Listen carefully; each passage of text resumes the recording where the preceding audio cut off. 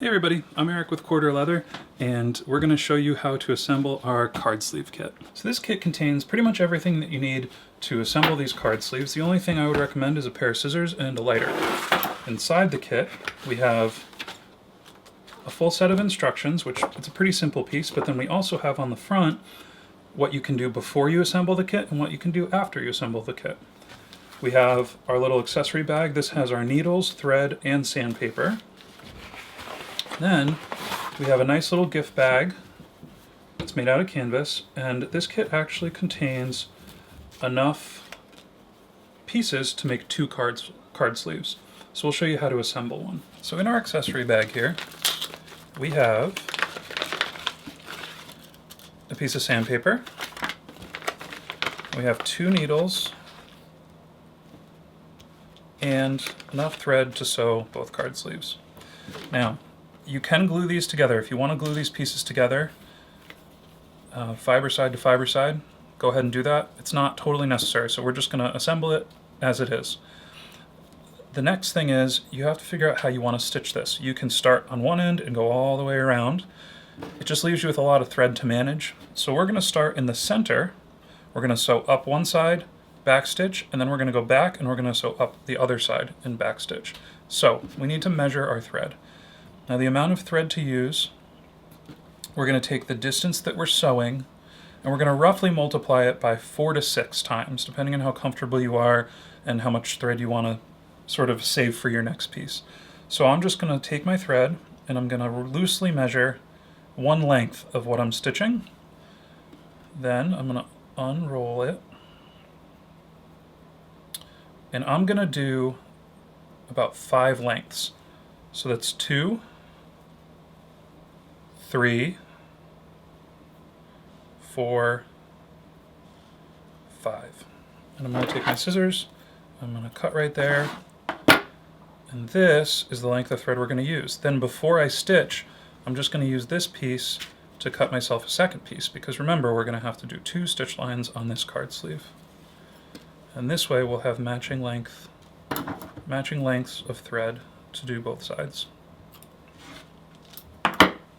Now we need to thread our needles. So your kit comes with a little card that has the instructions of how to saddle stitch and how to back stitch and seal off your stitch. I'm going to kind of show you how to do it here as well. A saddle stitch is a 2-needle stitch. We need to put a needle on both ends of this thread. So to start, we're going to put one needle on one end, and what we're going to do to lock this needle onto the thread is we're going to take the tip of the needle and we're going to poke through about 1 to 2 inches from the end of the thread. And we bring that down and pull it tight, and now that needle is locked onto the end of the thread. We're going to go to the other end of the thread and do the same thing. We're going to thread this through the eye, which is not always easy to do first try.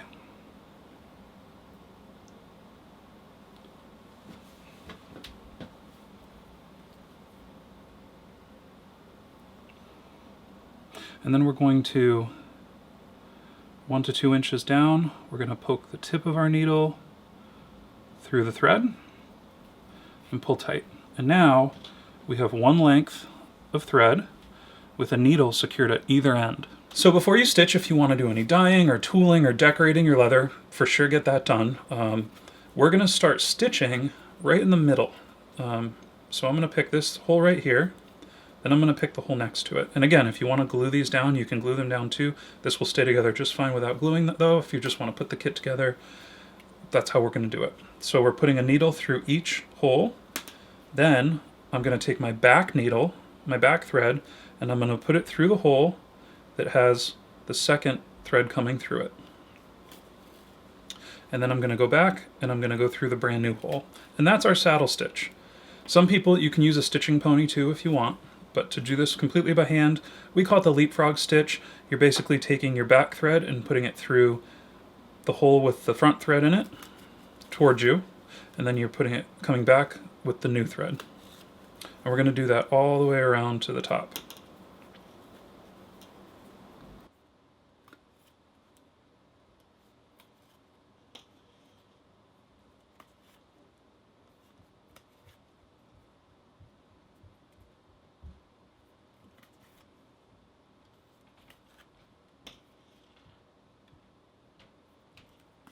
So now that we have our stitch line complete, we can't just cut it because the stitch line would come undone. So just like a sewing machine, we're going to back stitch.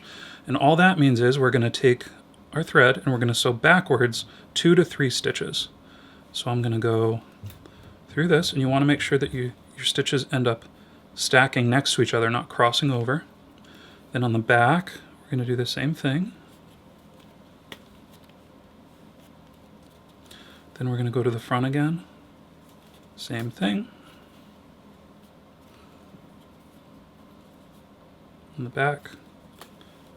Same thing one more time. And now this is up to you. You can either have your stitches land on one side, both of them, or have one stitch on either side. I'm going to back stitch 3 and have one thread on either side of the wallet.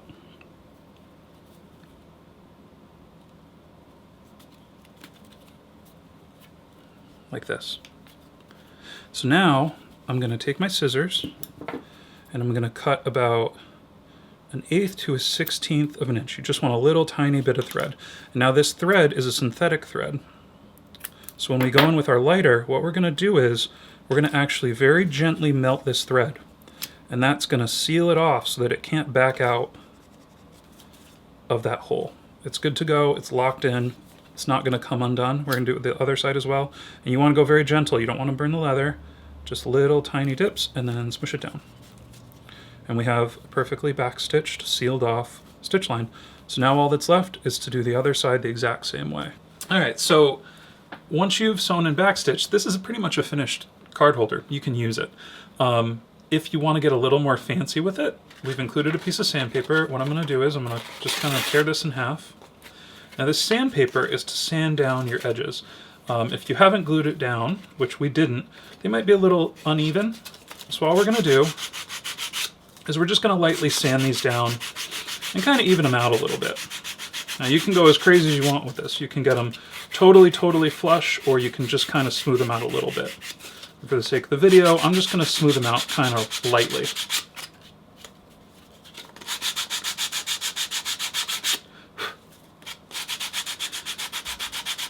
And lastly, and again, don't have to do this if you don't want to, the cloth bag that your parts came in, your leather pieces, can also be used to burnish the edges. So I have a little cup of water here.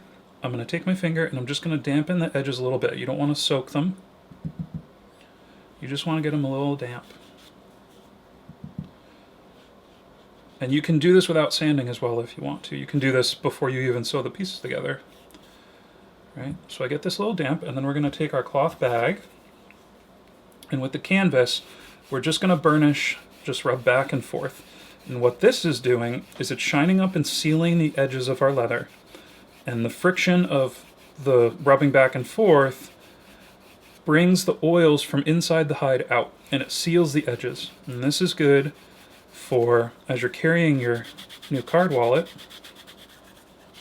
If it gets exposed to water or, sweat, whatever, it's going to prevent that moisture from getting inside of the leather, because remember, leather is a natural material. And so if you haven't dyed this or sealed it with waxes or anything like that, you're going to want to probably seal the edges, although you don't have to. It'll do this naturally over time as well,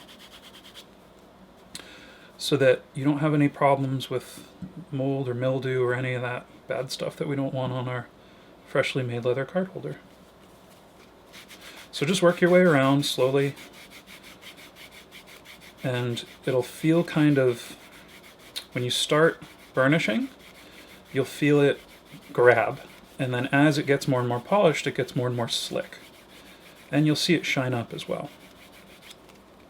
And you're looking for that nice, smooth, slick feeling. And if you have some beeswax or some sort of wax laying around, you can also put some wax on it in the end as well.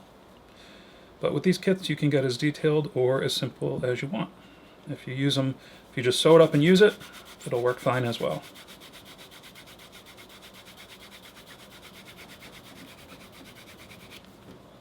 And there we go.